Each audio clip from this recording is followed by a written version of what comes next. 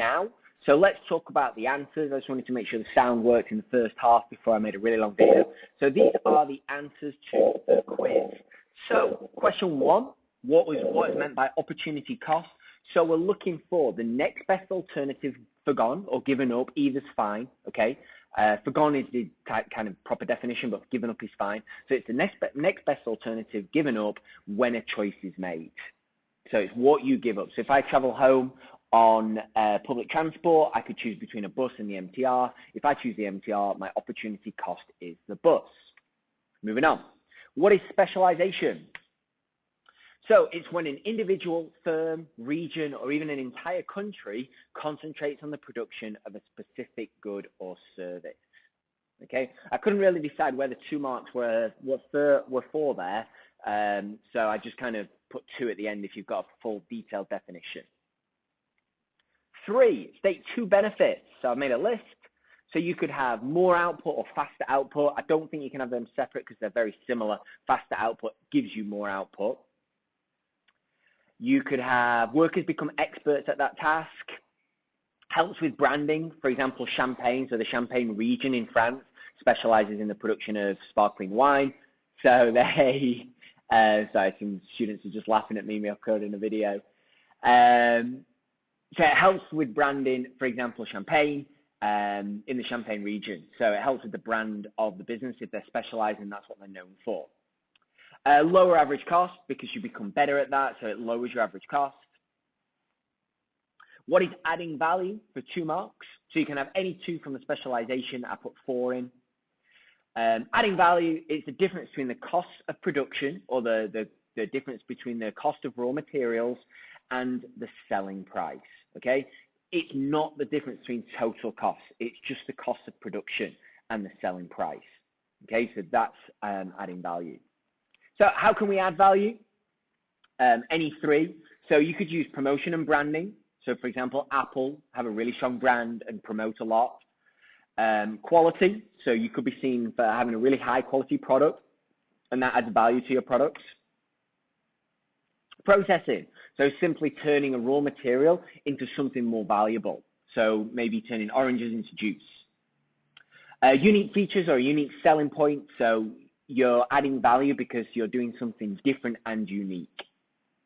Or maybe location and convenience. How does 7-Eleven add value? Because it's so convenient. How do restaurants and airports add a value? Because of the location, the fact that they're in the airport.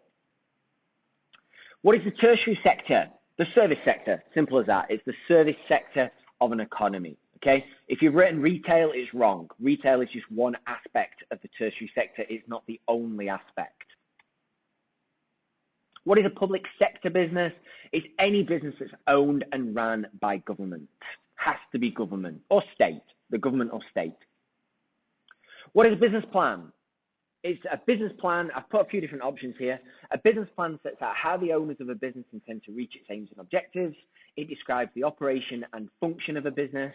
It is often shown to investors or banks. So any combination of those.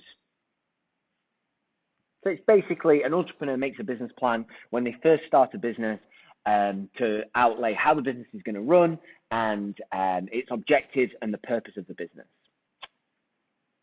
Okay, number 9. State 3 ways of measuring the size of a business. Well, simply the offices or branches that they have, maybe the revenue that they've made, maybe the number of employees, or the capital employed, which is the amount they've spent on machinery and tools. Why is profit not a suitable measure of size? Well, you could have a very small business in terms of physical size, making large amounts of profit. So, for example, e-commerce companies often have very few members of staff. They're very, very small, but they can be highly profitable, okay? Or on the other side, you could have said you could have very large businesses in terms of physical size that are making no profit at all. So, for example, Tesla are a very, very large business, lots of employees, lots of capital, lots of branches, they're a large company physically, and yet Tesla make no profit, okay? Why may a business want to grow? Economies of scale, so lowering average cost due to the increase in size, increased revenue and hopefully profits, Status and prestige of having a larger company, or maybe a less risk of failing. The larger you are, the less chance there is of going bankrupt or becoming insolvent. Okay, 12. Why might a business not wish to grow? Maybe because the market is quite niche or quite small, so there isn't potential to grow the business very, very large. So really high-end sports cars, perhaps, there isn't that much scope to grow because most people don't have $2 or $3 million to spend on a car. So there isn't the potential to grow because the market is so niche. Maybe the owners are happy with the satisfactory profit and don't want the extra work. Maybe they're happy running one restaurant and they're making satisfactory profit from that rather than having two restaurants and then having to manage their time between them, for example. A lack of finance or unwilling to take on debt, so they don't have the retained profit, or they're unwilling to take out a bank loan.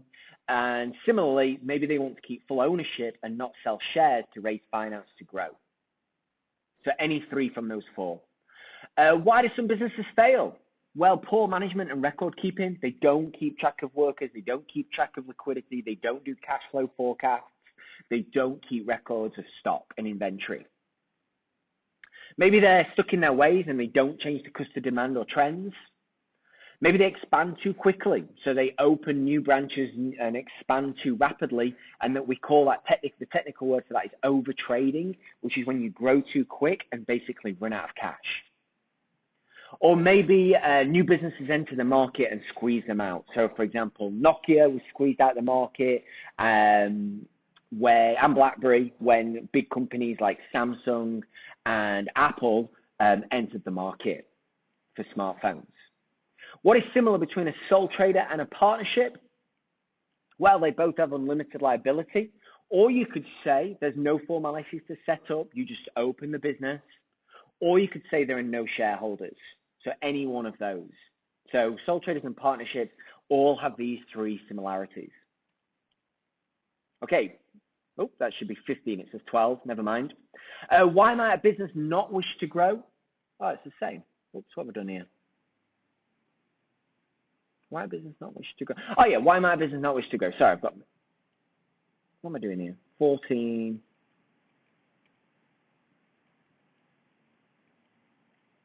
That's the same slide. Okay, so what is different between a sole trader and a partnership? Well, sole traders have one owner and partnerships have several.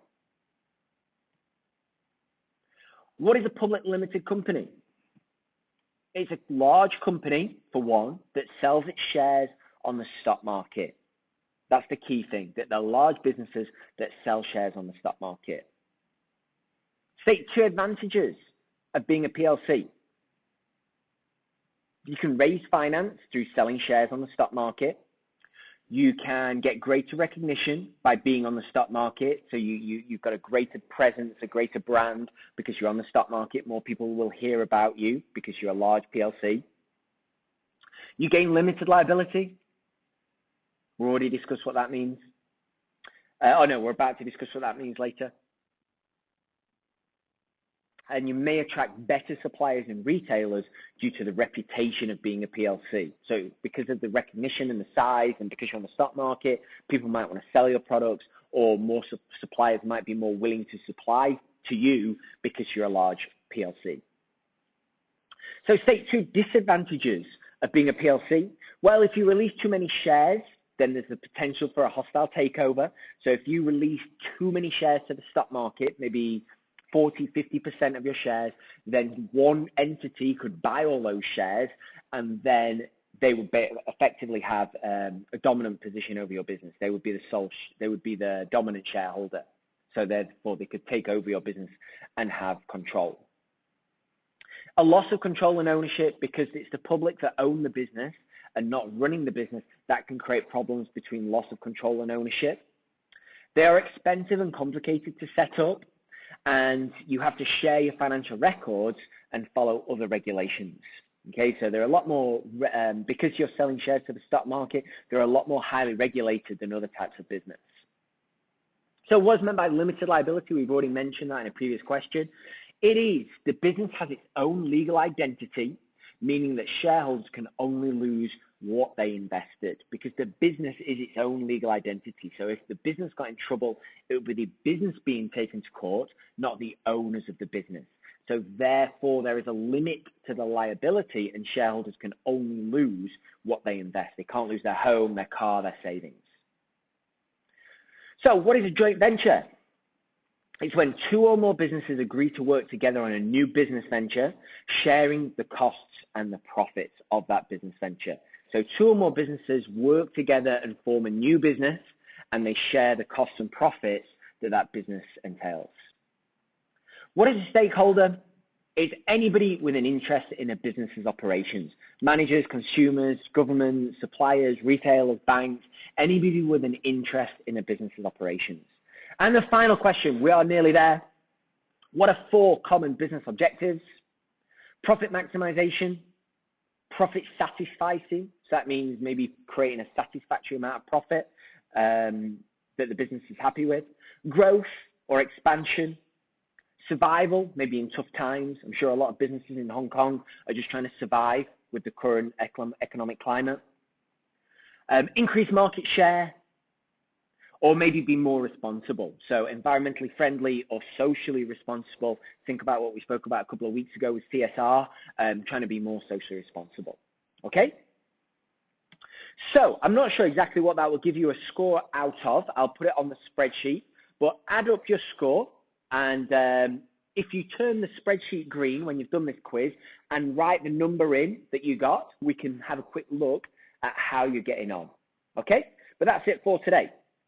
So as I said, any of these questions that you struggled with, or you don't know the answer, or you don't understand, that's an indicator of what you can revise with the remainder of today's lesson.